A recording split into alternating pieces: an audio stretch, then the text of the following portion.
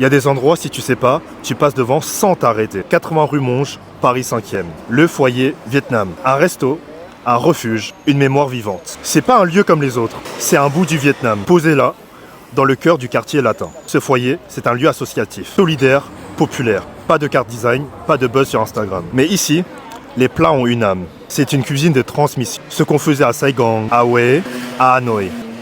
Une cuisine d'exil, de tendresse, de survie. On vient y manger un pho, un ban cuong, des chai or. Mais on y reçoit bien plus qu'un repas. J'y suis allé pour une soirée apéro et j'ai pas juste mangé. J'ai vu des grands-pères raconter le Vietnam d'avant. Et autour de la table, c'était pas juste un repas, c'était un pont entre les générations, entre la France et le Vietnam, entre l'exil et l'héritage. Ce foyer a été créé par la communauté vietnamienne de Paris. Depuis des décennies, ils accueillent les nouveaux arrivants, les anciens réfugiés, les familles modestes et les étudiants, même aujourd'hui. C'est une cantine de cœur, ouverte pour tout le monde, peu importe de là d'où tu viens.